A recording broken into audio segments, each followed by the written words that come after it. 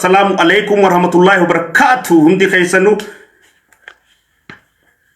وبلين كي خيسلاما خدنيا رجل تنيفي وبلين كي خن كريستيانا خواك إفتا هندي خيسنو خورو مودا سلامني خي خون رابوك لا فجر تنتي سنادكم أكم جرتن نجايا يا أبصوا حقاتي في دوغارت تك وجتشا جرتن رغودان كيسني بكما وياو وايدو كوبا قبدني Parlama olle mana mari bakka bu'oota ummata Itoophiyaadha Parlama keessatti mari jajjabduutu gaggeeffame sila aadaan arraanta nagizee paartiin badhaadhinaa muumichi keenya dhufee achi haasa'e booda namoonni biraa haasawarraa godhuudhaan waan muumichi keenya jeesanii fi dhugaa lafarra jirtu wal cinaa qabanii laaluudhaa fi wal sisirreessuun fuuldura ni baratamti jedneeti abdanna akka dimokiraatii fi riippaabilikaan Ameerikaa faadhatti akka biyyoottan biraa ka Ingiliz faadhatti ya Austraaliyaa faadhatti Kanaadaa faadhatti biyyoottan hedduun akkas godhani yaa ugaanutis ni goona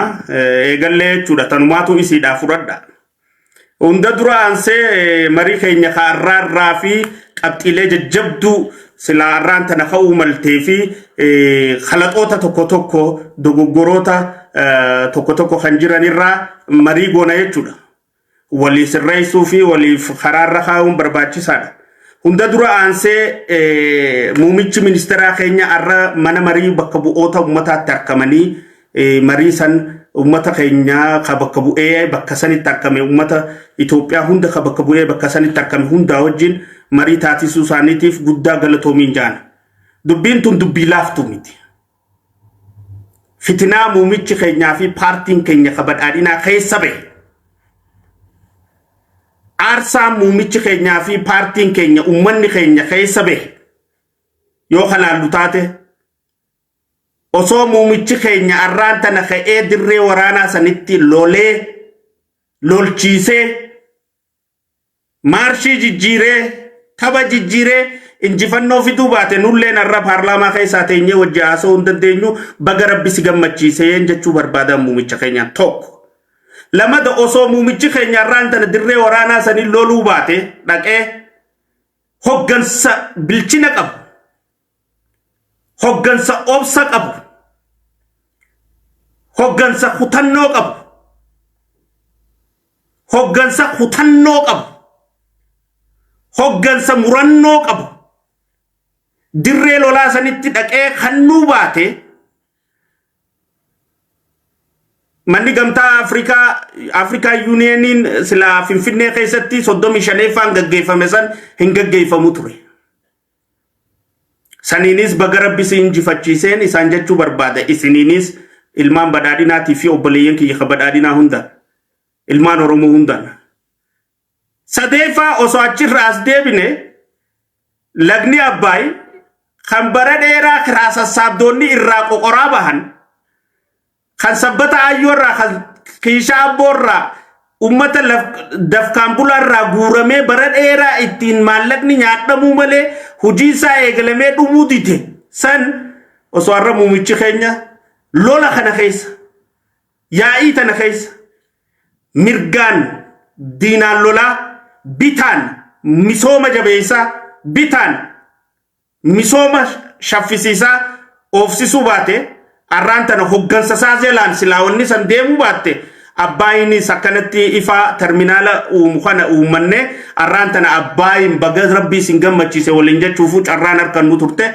tanaanis muumicha kiyyaan baga rabbii si gammachiiseen jechuu barbaadan muumichi keenya kana hunda keessatti adeemsa gadu jiru kana keessatti fitinaa fi fatanaa isa dhuftu tana hundattuu gara carraa jijjiiruudhaan guyyaa irraa gaanii jiran tanaaf muumichi keenya jabaa qabnu muumichi keenya hayyuu qabnu muumichi keenya beekaa qabnu muumichi keenya goota qabnu muumichi keenya abbaa haqaa qabnu isa jabeeffannee irrinoota bakka jirtu tana isaan guuttachaa if dura saksaahuun if dura tarkaanfachuun nurraa eeggamti duraan dursee osoo naasawa kiyya kabiraatti seene muumicha ministeeraa kiyya kaniin akkaan jaaladhuu fi akkaan kabaju kaniin muuxannoo hedduu irraa fudhachuu jiru kaniin beekumsa hedduu irraa barachuu jiru kaniin leenjii hedduu irraa fudhachuu jiru abbaa keenya hayyuu keenyaa fi abbaa Itoophiyaa guutuu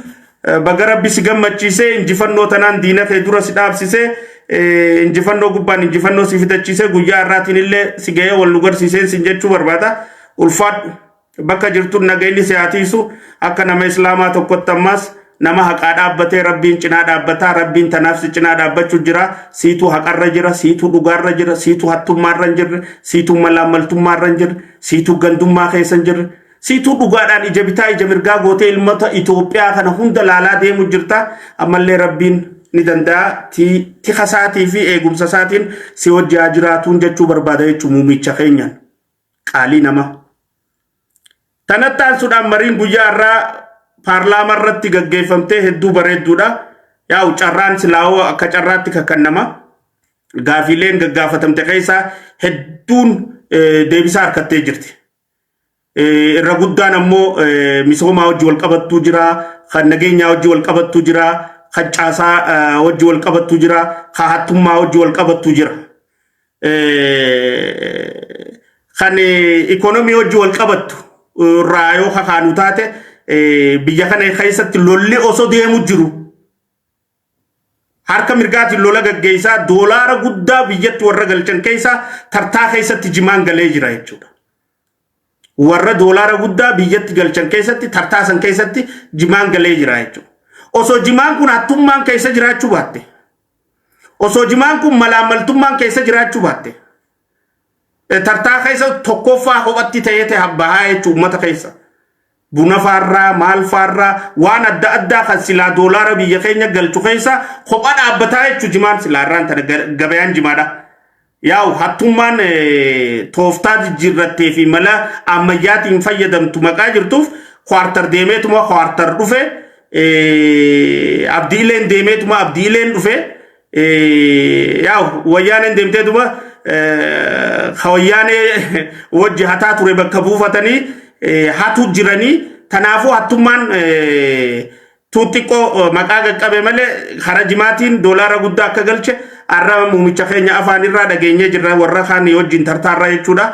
Kanammoo uummanni keenya muumichaa jecha obsaa jira. Jaalala muumichaa qabuuf, kabajaa muumichaa qabuuf, ulfina muumichaa qabuuf, kabajaa paartii keenyaa qabuuf, kabajaa mootummaa keenyaa qabuuf, kabajaa sirna kanaaf qabuuf. Sirni badhaadhinaa kun ka ummataati.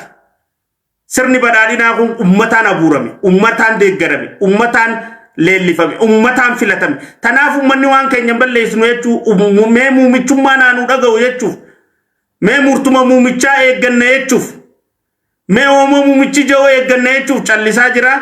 Dubbiin tun xiyyeeffannaa guddaa harkattee furmaata muumichi tamaayyii akkatti godhu taa'u haasawaa isaa har'aarraa akka gaariitti irraa hubadheen jira jechuudha. Yoo nama dubbii keessatti dubbiin sii galtu taate, yoo nama dubbii keessatti dubbiin sii galtu taate, dubbii arraasaa keessatti haasawaa isaa har'aa keessatti lafee cabsattee yoo dhufa baastu taate hattuun waan feete hattee abadan birumaa duutii yookiin birumaa baqatti malee akka nyaachuun teenya jala sararamee dubbachaa oolee jechuun muumichi keenyarra. Abadanuma hatteetuma ganda bira Saawudii kaayyattuus achumatti hafa. Duubaay geessituus achumatti hafa. Asitti awwaaltuus achumatti awwaala. Abadan numa nyaatu. Maaliif hattuun takka imimmaan hiyyeessaa bira jira haqni san ittiin dhiisu. Lamada haqa rabbii wajji jira dhugaatu wajji jira waan kana rabbii waan kanaaf isaaniif hin qoonne haqa isaaniitiif ittiin nyaatu. Itti fakkaati yeroof itti mul'atti taati yeroof wali qabata taati yeroof ni saammata taati. Ammoo qabeenyi ummata keenyaaf akka galuu taa'u muumichi keenyalleen ummata keenyaaf dhugumatti dubbii tana xumuree faayinaalaayizd godhee akka galchuu taa'u kallattii irratti agarree jechuu yoo dhuka cabsitee lafee cabsitee dhuka keessaa nyaachuu barbaaddee jechuu yookaan foonuma gubbaa yoo nyaatte immoo dubbiin siin galtu dubbiin sii galu qabdii beek siyaasaan akka nama kalluuna nyaatuuti akka nama kalluuna nyaatu yoo siin galle laagaa si danqarti.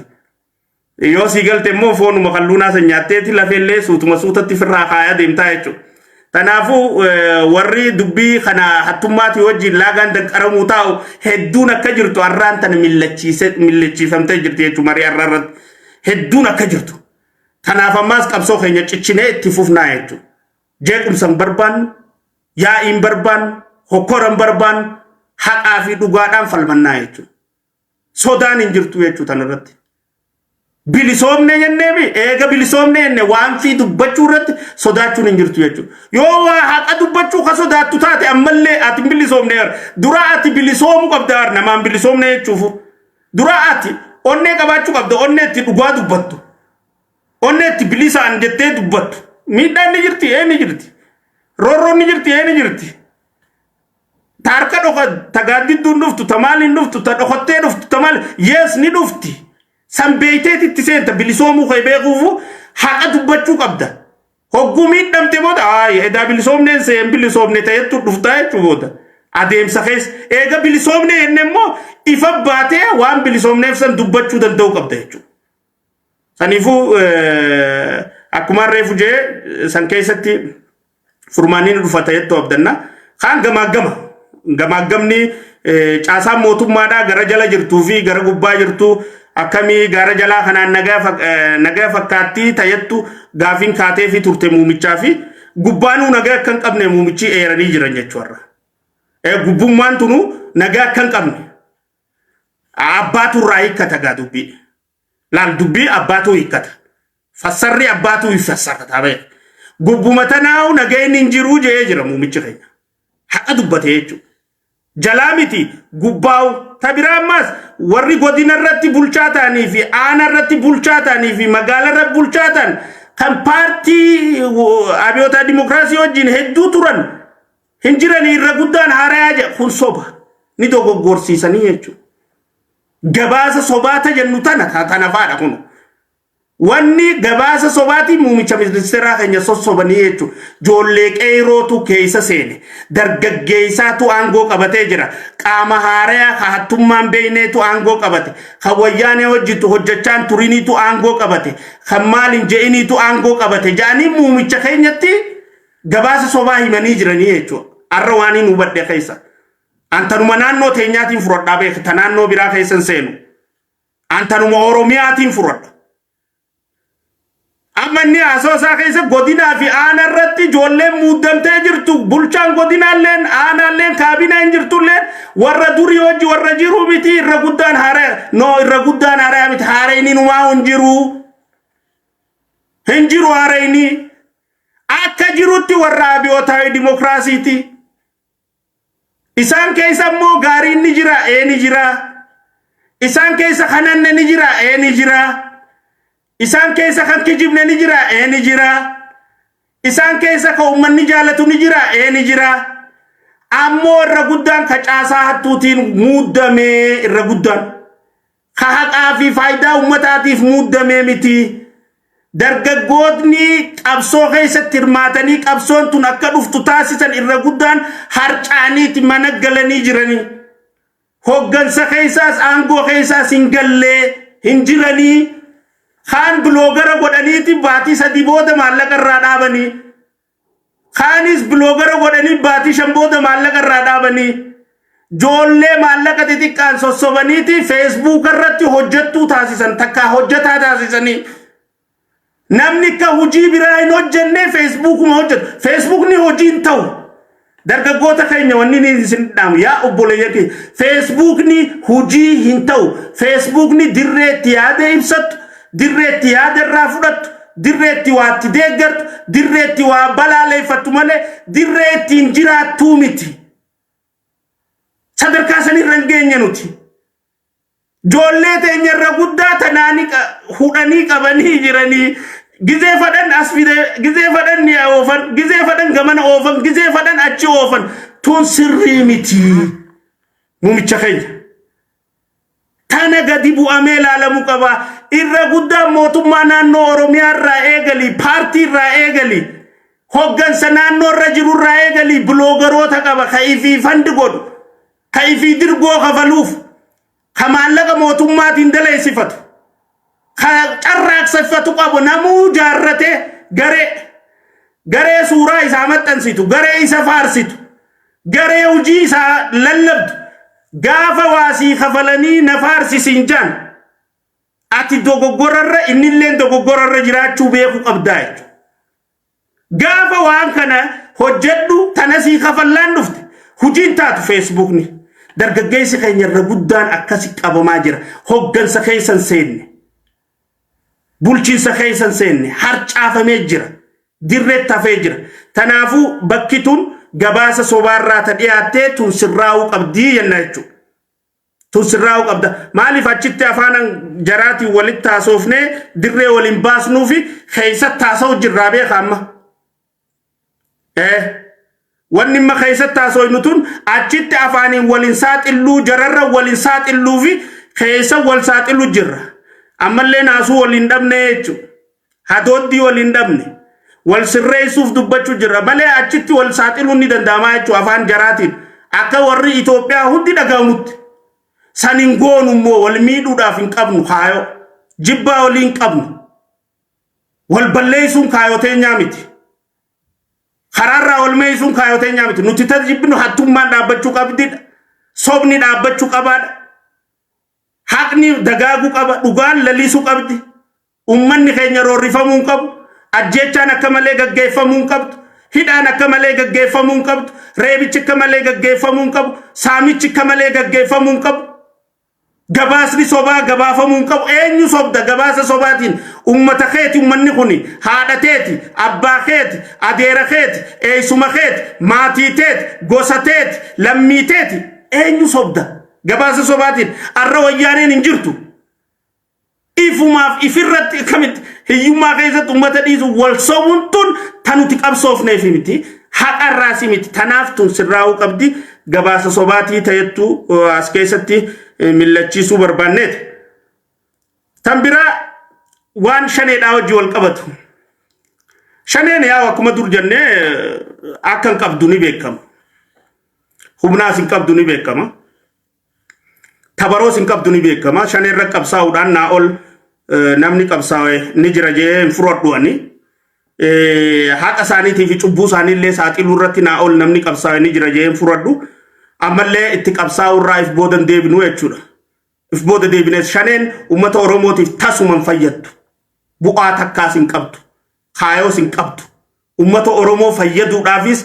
imaammata hin qabdu arat naxab shaneen diina ummata oromooti ta ummata oromoo bilisoomsuu deemuu miti ummate wanni shaneen ammoo shaneen naannoo oromiyaa keessa babal'achuu tanaa wajji wal qabatee muumicha keenyatti gabaasa sobaa mootummaan naannoo oromiyaa ammaas galchee jira jechuudha akka hubannutti san keessaa muumichi keenya irraan tana gizee haasa'u shaneen fudhatama ummata bira qabdi maaliif ummata biratti fudhatama argatte jedhanii qorachuu feesisaa waaltuu akkanatti ummanni akka isii fudhatu taasisee tajattu kaasanii turan haasoo isaanii keessatti bakki tun dogoggora muumichi miti ka dogoggore no muumichaan warra gabaasa kanatti kanne mootummaa naannoo oromiyaatii fi paartii warra waan kana isaanii gabaaseetu itti hijibe isallee hijibsiise ummanni oromoo seenaa oromoo fi qabsoo oromoo keessatti barri isaan shanee jibbanii fi xureeffatanii jiraate bara badhaadhinaati barri oromoon hundi shanee funyaan irraa qabattee saaxiluu eegalte bara shanee ummanni hundi xureeffachuu eegale bara shanee ummanni hundi firraa dhiibee baasuu eegale bara shanee mancaadhaan ummanni firraa qabee hidhuu eegale bara shanee ummanni saaxiluu eegale bara caasaa shanee hunda uf keessaa duguugee ummanni baasuu eegale bara badhaadhinaa kanaa jechuun jijjiirama kana booda eegee shaneen juuntaa wayyaanee hojii dhaabbadheetiin mootummaa xeeroodhaan dhufte tana mootummaa wareegama ilmaan oromootiin dhufte tana mootummaa jijjiirama kan ilma oromoo Dr. Abiy Ahmed Aliitiin hogganamu kan wayyaaneen aangoo irra deebisaaf ni lola jettee dhaabbatteerraa kaasee oromoon shanee qalbii keessaayis onnee keessaayis if baasee je'ee tufee jira muumicha keenya oromoon shanee deeggartu tasuma hin jirtu yoon siin jee ni hijiba maaliif ka mootummaa irra jiru kunis ka mootummaa naannoo oromiyaa irra jiru kunis oromoodhaa mire oromoon isa deeggartu hin jirtu yoon siin jee ni hijibe maaliif ka mootummaa naannoo oromiyaa bulchu jiru kunis ka oromumaami way amara tigree miti bari innis oromoodha eeganni akkas haalal dubbeen Sanifu warra ummata oson taane kan shanee deeggaraa jiru ummanni itti wareegamee saaxilee shanee firraa balleesse.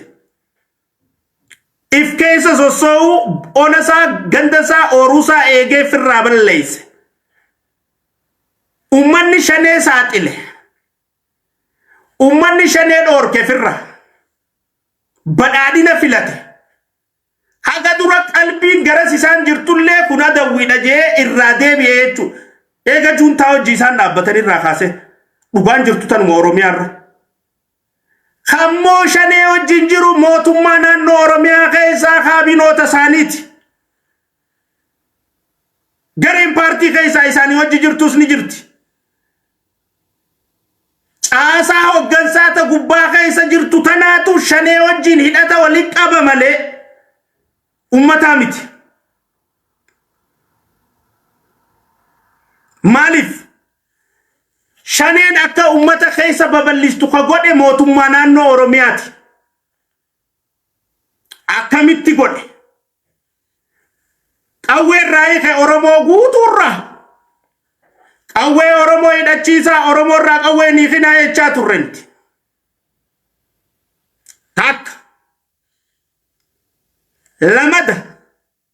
Qawwee sidii binna jee maallaqa irraa guure. Akka isaan kontrabaandiin illee qawween bitanne maallaqa irraa guure ummata hiyyoomse. Qawwee biteen finnee fi beef. Qawwee irraa guure. Qawwee sidii binna maallaqaas fidaa jeeni ummatan. Maallaqaas irraa guure. Qawwee biteen finnee fi milishaadha jeen leenjisee 7 fi 4tti qawwee rasaasa 3 kannee qawwee qullaa ummatan gandee eegaa jeen jechuudha. Akkami firraa eeguu danda'a ummanni? Wanni shaneen gandayyuu keessa law jettee olii gad deddeemuutti dandeesse haala mijeessee fi jannata keessa sossoo'uu danda'an Oromiyaan biyya shaneen keessa sossoo'uu dandeessu ka godhe mootummaa naannoo Oromiyaa ka amma bulchu jiru jechuudha. Kana caalatti goota ija barbadaa akka taayee danda'a kan shaneen maqaadhaan sodaattu naannoo irraa firraa dhiibanii karaa federaalaa achi baasan. Warroota shanee dura dhaabbatan jajjabaa hunda naannoo irraa firraa oofan. Ka shanee deeggaru fuudhanii naannoo irra muudan. Aangootti kannan. Shanee babal'isii daawara. Haasawaa tokko kamuu pirezidantiin mootummaa keenya tokko naannoo irra godhe keessa shanee irra hamtuu shanee shakkituu jee haasawaa godhe jan. Quba qabna. Viidiyoo jira. Shanee irra baddu shanee shakkituu. Isinuu hoggansi keenya shaneedha shanee shakkinaa jechuudha bara dubbichi. Shanee shakkitu. Shanee shakkitu. Shanee irra baddu shanee shakkituu. Isinuu shaneedha shanee shakkinaa wajjin hojja akkasitti lan. Kanii fi hoggansi haala mijeessee seefayvan dirree jannataa takka fadhetti shaneen keessa sossoo dirree jannataa takka fadhetti saneen salaalee tana keessa mana gubu abbaa hiyyeessaa boochisu ta Boorana keessatti jaarsa hidhee jaartii gudeetu kan Guujii keessatti jaarsa hidhee jaartii jeesee intala gudeetu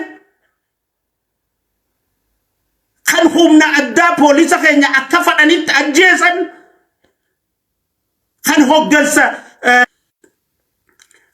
hoggansa paartiin ergite hunda kararratti ajjeesan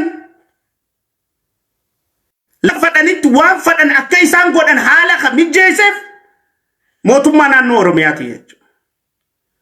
Saniifuu asirratti mormiin kiyya muumichi ministeeraa keenya kabajamoon jaalatamoon ulfaatoon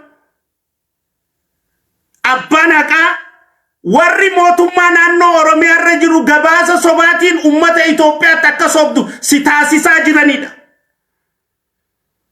ummatni Oromoo shanee deeggaree hin beeku shanee cinaas dhaabbatee hin beeku keessattuu amma shanee jibbee jiru yoo jiraate ummata Oromooti.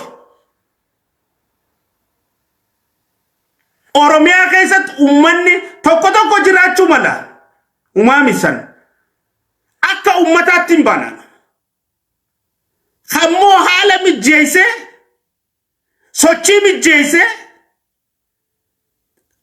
karaa mijjeesse warra shanee irratti hadheeffatee shanee balleessu karaarraa ofirraa dhiibee warra shanee irra dhaabbatee ganamaa gargala ajandaa shanee godhatee shanee ummata biratti akka xurooytu taasise karaarraa ofirraa dhiibee warra shanee irratti odeeffannoo guuree tarkaanfii fudhatu karaarraa ofirraa dhiibee jajjabaa sabaa hunda karaarraa ofirraa dhiibee dirree shaneedha dirree shaneen keessa sossootu taasisee mijjeesse mootummaa naannoo Oromiyaati jechuudha. Dhugaan kana. So gabaasa sobaatiin muumicha ministeeraa keenya dogoggorsiisanii jechuudha warraan tana. So tun walitti himuu qabnaa jechuudha. Muumichi ministeeraa keenya gabaasa naannoo Oromiyaa irraa si dhufu gar lamaan gar sadiin gar afuriin cheek godhachuun sirra dirqamaa jechuudha. Gara lama sadiin karaa isaaniin beeyneen gabaasa harkachuu qabda. Qamadii kuntaala meeqaatam qonnee jaanii baaleen beela jirti. Qamadii miliyoona isaan lakkaa'an saniin baaleen beelooytu beekisila. Booranni hin beela'u. Guujiin hin beelooytu. So waan gabaafamu kana gabaasni isaa sharafaan callaadhaan lafarra ni jira jaanii laaluun barbaachisaadha jechuudha. Barbaachisaadha jechuudha. So muumichi ministeeraa keenya arraan tana paarlaamaa keessatti ummataatu shanee fittaammatee kana maaliif ummanni fittaammate kaja'u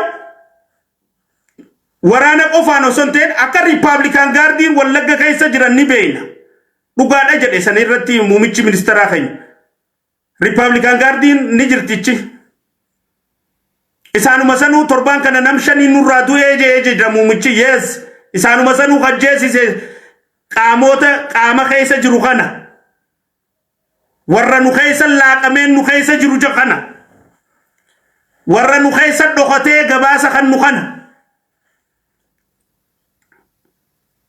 Sanifu gabaasa arraa muumichi keenya deebisaa kan irratti ummataatu shaneefitti qabe osoo ummanni shaneefi qabe shanee wanni dhaabaan jirtu Oromiyaa irratti. Bara sadeen dabre kana bara Oromiyaa irratti hojjechaa turreemi. Nu beekame akkatti shanee balleessine. Nu beekame akkatti ummanni shanee jibbu. Nu beekame akkatti caasaan shanee balaaleffattu. Akkatti ummanni saaxile. Akka ummanni itti reebu. Akka ummanni odeeffannoo itti dabarsu. Osoo ummanni shanee kadeeggaru taate yaa muumicha ministeeraa kiyya kaniin akkaan jaaladhu. Oromiyaa to'achuun hin danda'amu. Inuma. Warri amma mootummaa naannoo Oromiyaa irra jirullee siifi ummata waliin buusuu fadhanii fi ummataatu shanee fi qabu jiraa ja'anii sobaan sitti gabaasan. Siifi ummata waliin buusuu barbaada. Ummanni naannoo Oromiyaa siyyacha callisee taa'u jira. Ummanni naannoo Oromiyaa siyyacha usee taa'u jira. Ummanni naannoo Oromiyaa siyyacha obsee taa'u jira muumicha kiyya. Ummanni mootummaa naannoo Oromiyaa jaalalaa fi kabaja ummata kanaaf qabu uleen baafama hiriiraa'u. Siif jecha taa'u jira ummanni ukkaamamee gaafuma harkannetti manna mee mootummaa naannoo Oromiyaa godina feete kanamatti nimne dhaqii ummata waliin qabadhuuti baasuma dhageessu arkuuf jiraatta. Gaafa sana aadaa nadhee nafannisi. Ooki anuu ifi fannisa yoon sobe. Turuus jechuun dhugaan jirtu tana. Keessattuu amma ummanni sii jecha obsee taa'u jira. Ummanni sii jecha callisee taa'u jira obboleessa keenya quuqaa biraatti jira quuqaatti taanu jee obboleessa keenya wayyaaneetu jira nutis wayyaaneetti intaanu jee callisee taa'u jiraaru manni dila ummanni ala hiriirayam dila ummanni ala fincilayam dila diinni karaa cufaa joon dila diinni gabayaa cufaa joon dila diinni kana joon ummanni jibbee qofaa miti bar si jaalalaa fi si kabajaaf callisee oy uqabiraatti jirra obboleessa keenya yaroon arkanne obboleessi keenya obsaaf garaa balladhaaf callisa wayyaanee hojii isarratti hin tumsina guyyaa wayyaanee injifannee walitti deebina guyyaa wayyaanee injifannee wal haasoyna akkasiin ummatni callisee taa'u jira guddaa fi xiqqaa wal amansiisee sii fi ummata walitti buusuu maqaa barbaadaniif ummataatu shanee fi qabee jira gabaasa sobaa jiru sikkannanii jiranii kun completely khijibaa jechuudha. No ummanni fi shaneen ummata keessa dhokotte deemuu dandeessi halkanii guyyaa keessa ummanni immoo shanee jaalatee fi qabee jiru Oromiyaa keessa guutuutti jiru muumicha keessa. Yaa'u hattun sukaraattu hattun simintoattu hattun jimaattu hattun abbaa gadaa jeeftu hattun waan adda addaa gootu silaa'uu waan tanaan if dagachiistee waan biraatti oofuudhaaf sillee biizii godhuu dandeessi karaa shaneedhaafis bantee barnuti shanee jala jirra hujii uumtii jechuudha. Tooftaa ummatti karaa tooftaa akkaataa itti hattummaa isaanii kana babal'ifatan adeemsa isaanii kanatti babal'ifatan uumanii jechuudha. So ummanni Oromoo shaneedhaa wajjin jiru. Ummanni shanee fi qabees hin jiru. Mootummaan naannoo Oromiyaa dhugaa dubbachuudhaaf yoo kalaallu taate ulaagaan isiin ittiin nama madaaltuu si ajaa'ibsiisaa jechuun muumicha kiyya. Dhaamsi kun muumichaaf. I hope biranigaa bargixanyinat akka muumichi kiyya dhageeffatu yoo amma dhageeffachuu baattes dhaamsi kiyya si bira ga'uun hin beeka. So muumicha kiyya Oromiyaan hojmaata hin ilaalan hojmaata miti kalaalamu. Mootummaan naannoo Oromiyaa kaammoo Oromiyaa bulchaa jiru hojmaataanii miti kana madaan. Ulaagaan isaa soba dandeettii qabdaa'idha takka. Sobuu dandeessaayidha. Ummataaf naasuu ni qabdaa'idha silaala. Qabaannaan ati ni quftafatanaa. Hattummaa keessatti hirmaannaa ni qabdaa silaala. Hirmaannaa qabaachuu baannaan keessaa si akka. Yoo harki kee hirmaannaa qabaate immoo miseensa jaasi naqa miseenmaan bar mootummaa naannoo Oromiyaa keessa kaabinee ta'uudhaaf hattuu ta'uu qabda. Hattuu ta'uu qabda. Hattuu miseensa ta'ee ol seena. Kana gisee immoo hundi hattuudha jechuu kiyyaa miti beeku. Kana ga'ee ni jira. Tokko akka qawwisaa keessa dabre tokko ni jira ta'a. Ammoo ulaagaan isaan itti ilaalan tana nama dhugaa dubbatu barbaadan nama yaadaan isaan morkuun barbaadan nama isaanirra jaalatamuun barbaadan nama isaanirra dhageettii harkateen barbaadan nama ummataaf adooddii qabuun barbaadan nama biiroo ba'ee foon jiraan nyaannee wiskiin dhuyne barbaadan isaan nama jaartii isaa bira laaqana isaa fidatee ofiisa keessa taa'ee naamusaan ummata tajaajilee laaqana isaa nyaatee eega ganama seene galgala ba'u hin barbaadan kana. Ka ganama dhufee za'a shanitti ofiisaa ba'ee laaqana ciree nyaatee wiskii irra buufatee za'a lamatti ol deebi'ee za'a saddeetitti ol deebi'ee za'a sagalii cinatti biiroo baafatu. Akkasi ulaagaan haqni jiru kana laallee maqaa garruufii jechuudha bara sadeen kana keessa dabarre. Dhaabbachuu qabaa jechuudha. Tanaan si do gabaasa sobaa wanni ja'amuufis kana gabaasa sobaa amma fakkeenya fudhadhu Ibsaa Saadiq itti aanaa bulchaa Shawaa Bahaa abbootiin gadaa karrayyuudhaan ajjeefamuudhaan Ibsaa Saadiq abbootiin gadaa kun ajjeefamuun qabdu jee falmaa ture. Ani Ibsaadhaan akka maqaattiin beeka malee takkaa wal harkeen beeku akka nama tokkotti ani. Kuno Rabbi turra gaafiyaan wallahi lazim Ibsaadhaan takkaa wal harkeen beeku kuno wal argarree naaf inni haaja'u inni takkaa wal dubbisneen beeynu telefoonaan naaf ibsan takkaa Ani ibsaa Saadiq eessa dhalatee eessa guddatee irraa quban qabu ani hin beeku. Ammoo itti aanaa bulchaa shawaa baatee guyyaa san achitti gizee abbootii gadaa ajjeesan abbootii gadaa tanan ajjeesnu jarana dhiisaa jedhee falmaa turuu isaan hin beeku. Odeeffannoon qaburraa jechuudha. Amma immoo ibsaa Saadiq waan tana dura dhaabbatee maqaa hojiirra ari'an jechuudha. Laal nama abbuma gadaatu ajjeesnu jiru hojiirra ari'amna. Abbaan gadaa maa ajjeefama yoo itti ni ari'amtaa jechuudha. Ajjeechaaf barbaadamtaa jechuudha. Nulleen bar waan adda addaan nurra gahaa jira. Obsaatuma yaa jirra malee maaliif kullu nafsi lubbuun tun gaafa uumamte duutee jira. Rabbii keenya lubbuun uumamtee du'an dhandhamne hin jirtu. So gaafaan biyya alaa san dhiisee biyya keessattiin dhufee uummata kiyyaa qabsaa jeen du'e. An gaafaan qabsoo kana seeneen du'e. Tanaafu du'an sodaadhuan. Namaas hin sodaadhu. An kijiba cubbuu wanni nan sodaadhu.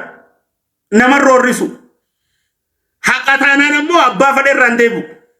Kaayoon itti amane irraa abbaan fadhe nan deebisu. Dhugaa san irraa jechuudha. Saniif waan fadhe rabbi hafidu tikni teenya rabbi jennee yaa'u jirra malee roorroon isaan nurraan ga'u jirra bar jarri kun Oromoodha jettee shakkita. Akka wayyaaneen Abiyyi godhaa turte isaan nu godhu jiran amma na godhu jiran amma yoo anaa fudhatte fakkeenyaaf. Sooti yerra haasa'uun fadhuan irra kaa'e maaliif tunni dhufti maqaa beeynuuf itti seenne qabsotti. Ammoo isaaniif qaanyidha gaaf tokko kitaabaan ba'uutaa gaaf tokko waraabamee jira gadhiifamuutaa gaaf tokko ummanni dhaga'uuf ta'a isaan itti qaanfachuu ta'an. Waan arra nu godhu jiran jechuun waan nuti saaxilleef jecha. So ibsaa Saadiq illee hojiirra ari'anii mana galchanii mindaadhaa fi waan hundarraa qabanii hidhamaa manaa taasisanii teessisu jiranii jechuudha. Gamana deemuu hin danda'u gamas deemuu hin danda'u waan akka godhuu hin danda'u. Maqaa abbuma gadaa kana najjeestanii jeef siin nu himee.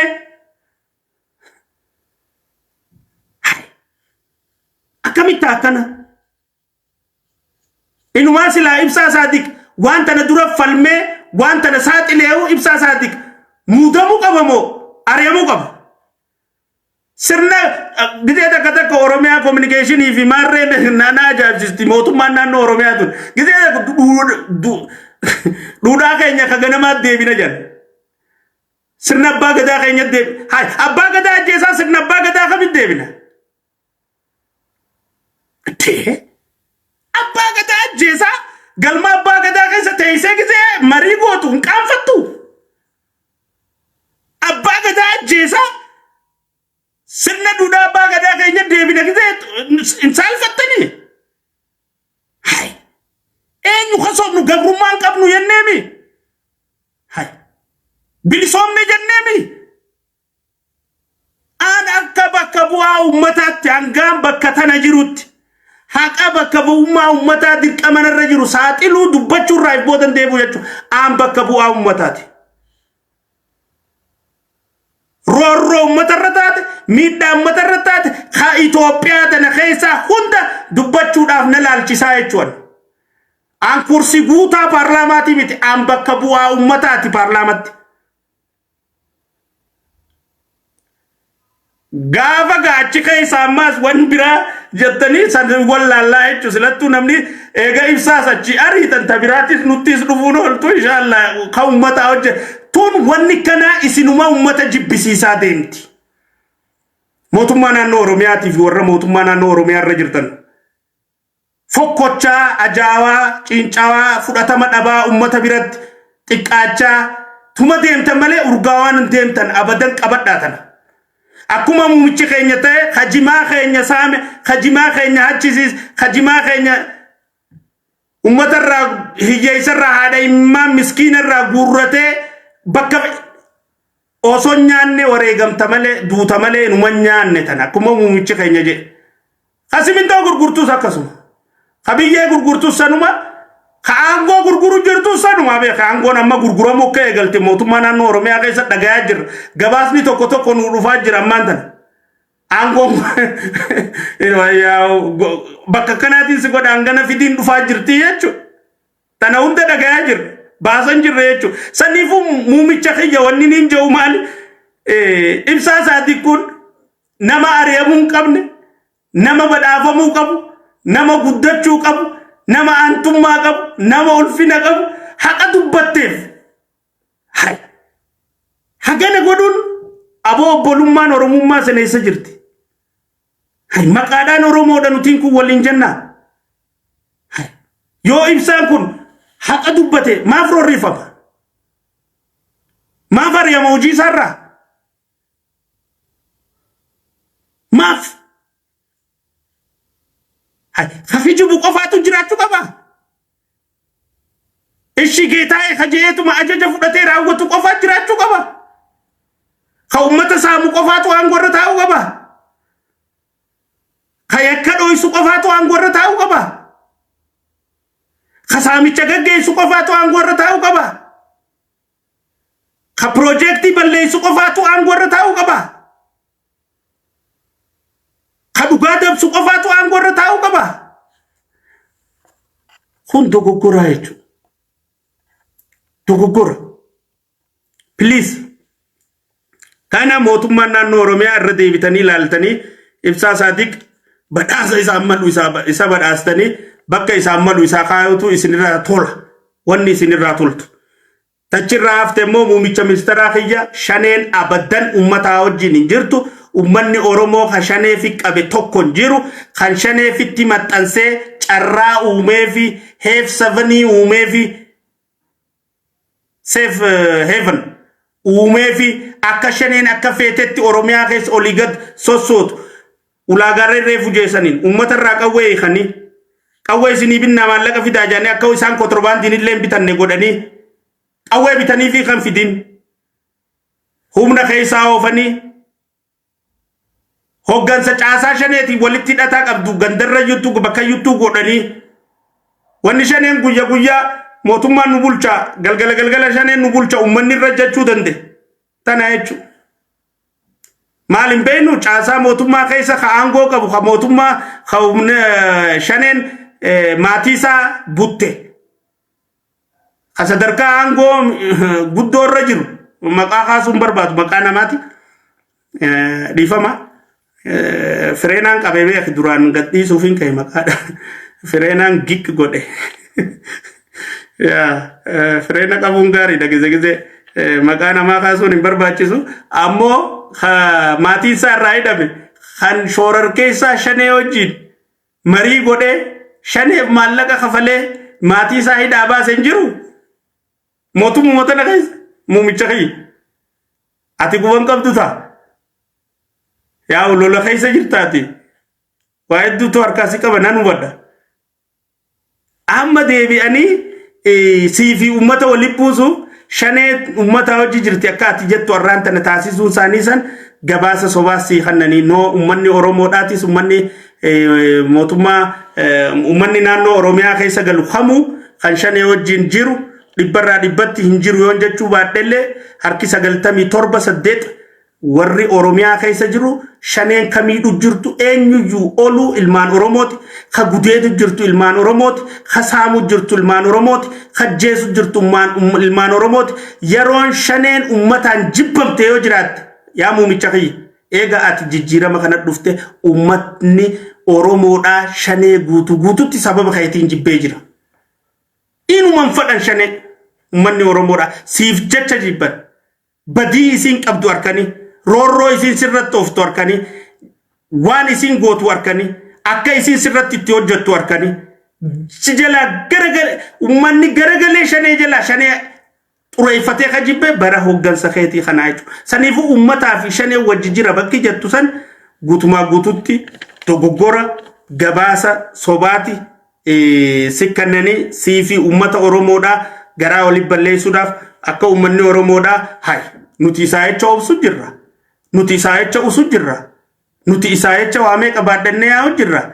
Akkamitti inni shanee wajjin uummanni shanee keessa jirti shaneen hunjaa jette uummanni akkaaniif daranuu sirratti jibbaa horatuu fi dhageetii fi fudhatamaati uummata bira qabdu akka dhabdu taasisuudha jecha tana ja'anii sun gabaasa sobaa mootummaan naannoo Oromiyaa guututti sidee site shaneen ummata wajjin wal fudhattee jirtu hin jirtu shanee guutuutti ka Oromiyaa keessa babal'isu jiru mootummaa naannoo Oromiyaa ka ammaan tana bulchaa jiruu fi caasaa isaa kanni sadarkaadhaan bakkoota adda addaa irratti jiriirfatee ta'u guutuutti akka hubatamuun barbaadaa jechuun muummicha ministeera keenya